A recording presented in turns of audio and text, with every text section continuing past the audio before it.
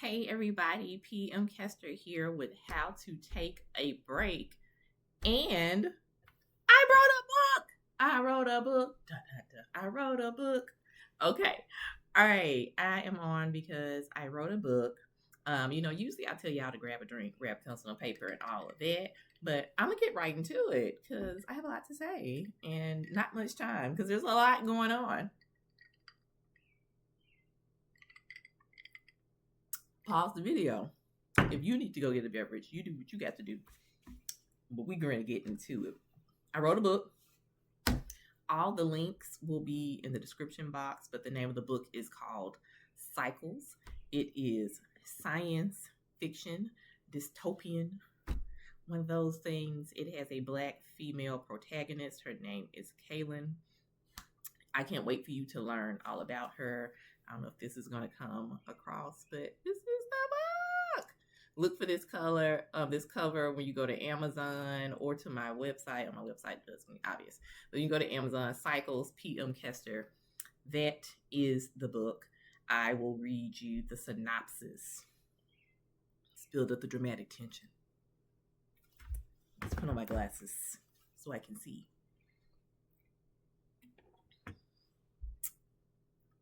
In a world on the brink of collapse, a young Black woman awakens with a new face and fragmented memories, unaware of her vital role in humanity's survival.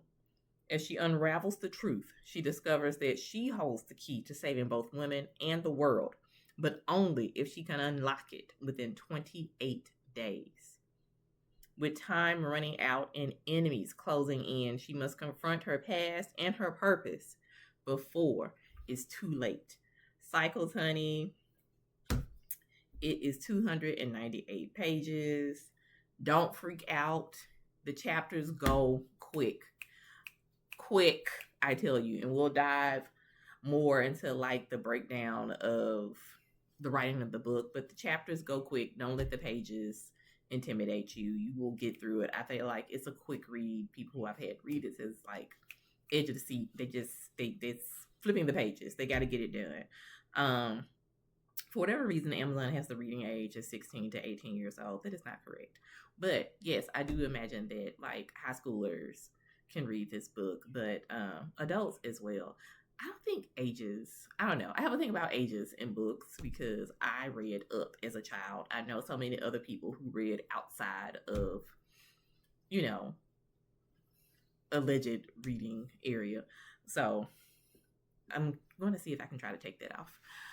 But read the book. It's not a children's book. It's a book with adult themes and action and stuff like that. If you like Hunger Games, you like Dollhouse, if you like Buffy the Vampire Slayer, there are no vampires in this thing. But some of the action and stuff or whatever, you like stuff like that, little sarcasm, kicking butt, taking names. I think you will like Cycles. But PM Kester, my gosh, woman, how did we get here? So I'm looking down at my notes because I had to think about it myself. I started writing this book in, I want to say 2012. I was looking through my emails and I definitely saw an email in 2012 about this book. It might have been as early as 2011 if I'm keeping it a full book. But definitely 2012. This book definitely started as something that was written during NaNoWriMo, which is National Novel Writing Month. Usually that is held in April. They have one that's in April was not the first. The original was in November. So it was meant to be something that you do kind of like as you prepare for Thanksgiving and you write. For me, it was a way to build communities because people were having like write-ins online for National Novel Writing Month. At that time in 2012, 2011, it was very big on Twitter. Like a lot of the people whose books you're reading now, I met some of them. I met some of those authors during that time. One good one who I mentioned in my book in the thank yous was Karen Strong. She's gone on to write several books on her own, and she even did like an anthology of short stories, and I think she wrote something for the Star Wars series. And I met her via the writing community that was big on Twitter during like that 2011 2012 time period. And we also worked on stuff during National Novel Writing Month, and there was like an IKEA write-in. They did like a Martyr write-in. It was like really big during that time. I don't know what the flavor of that is like now, but that's how this book started. But I also, it's important for me to tell you that it was 2012 because I think there's such a culture right now with creating, and especially with writing. It seems like if you buckle down, you just write and you put stuff out immediately. And I want to talk about how you can write something and it literally will sit on the shelf for like 10 years until it's time to come out. And when it's time to come out, this is time, don't feel like you have to rush. It used to bum me out after I wrote this because I actually had two agents look at this book way back when, and they didn't want to do a full read through. It didn't appeal to them at that time. But along the way, I've told people about this story. I added more to it because it started at like 50,000 words. I think now it's like close to 100,000 because it's science fiction, and some of the feedback I got was that it needed to be fleshed out. The world needed to be built. So that's another thing I will tell you. One, don't be afraid to let things sit. Number two, learn about the genre that you're trying to write in. For stuff like romance, it can be shorter. You have like novellas and things of that nature that are like 40,000 words. I think for Harlequin romances, they ask for like 50,000. A lot of times these people will tell you this stuff on websites. You can find, the beautiful thing about now is that you can find so much information online.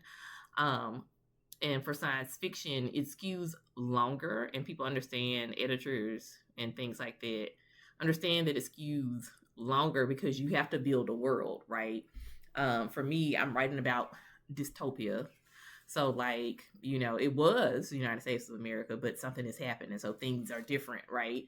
So I have to build the culture of what is different about what could have been or once was like a regular world, a regular day in America. So what does TV still exist? What is cars like? What do the people look like now compared to, you have to like build all of that world in science fiction so that people can see it, hear it, touch it, smell it, right? Get all the senses involved in it. And so I spent some time doing that for a couple of years. And then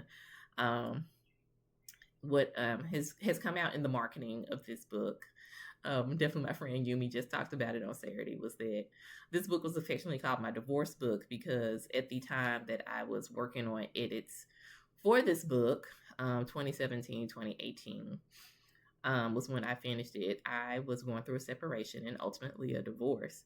And it was a very low time for me, especially because around the same time, I think I've talked about this in another video when I've talked about my health. Sorry, y'all, I'm shaking the table. I was going through the separation and divorce. I was rushed to the hospital. They thought I was having a heart attack. It was really me displaying these stroke-like symptoms. Got diagnosed with asthma. It was a lot of stuff happening at this time. And I was in the middle. I had always been meeting up with Karen to write and things like that. She had gotten a book deal. She was going to get published.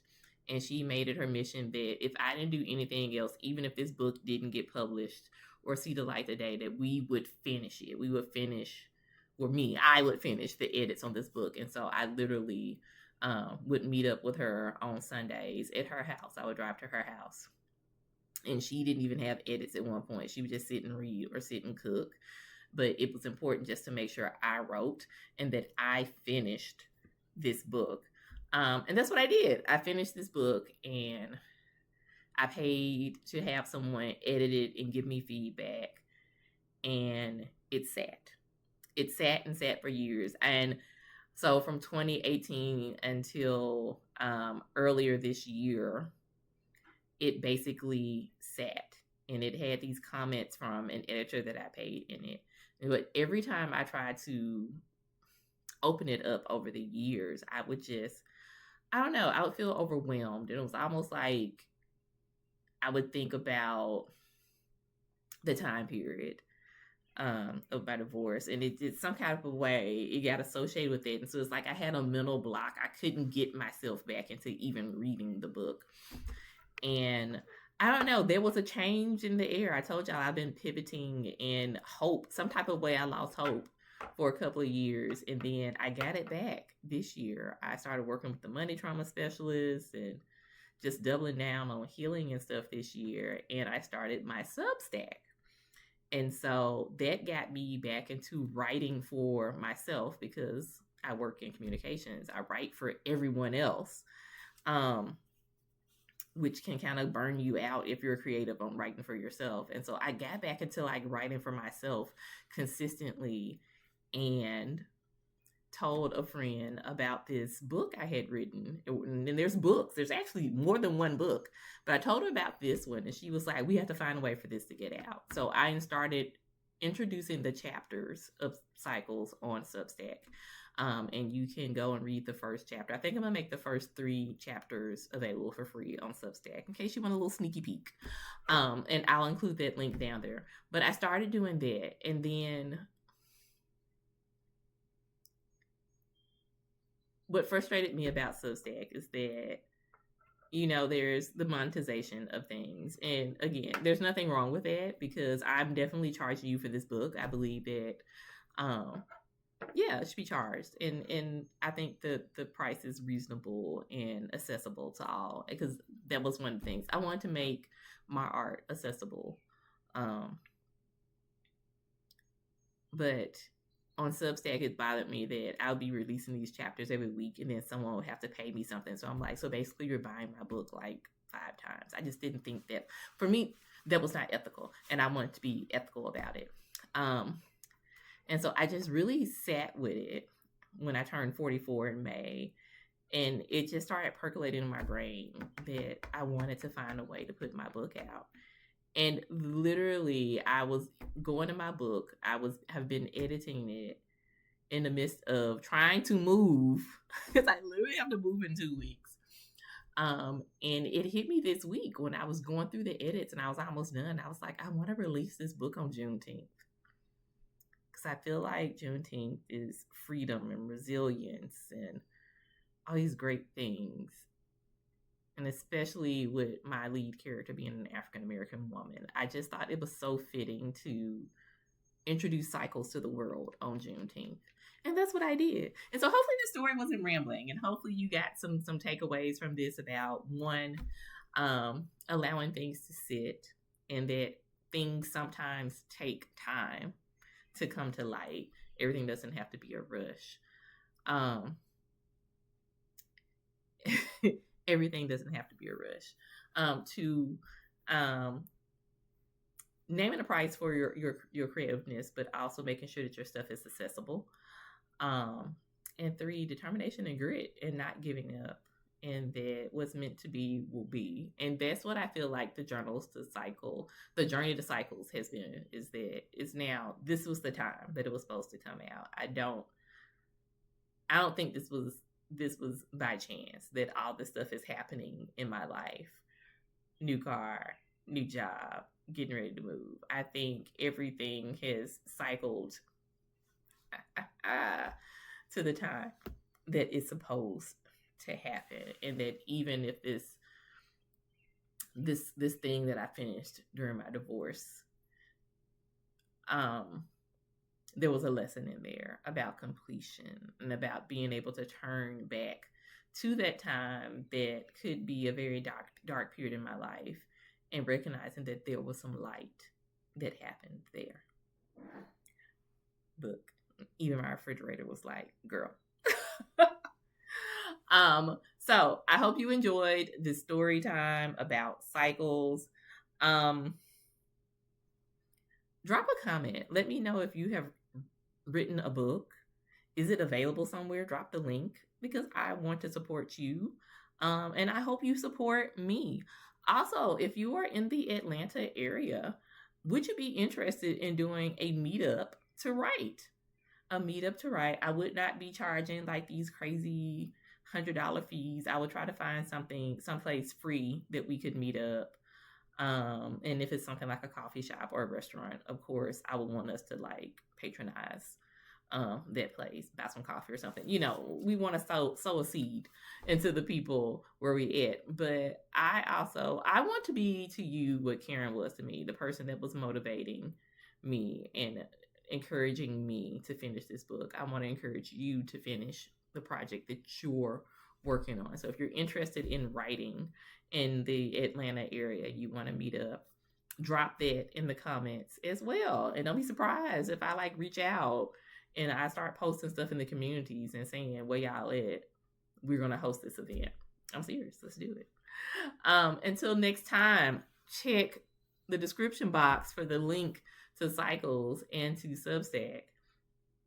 And find a little time to take a break to read Cycles. Bye.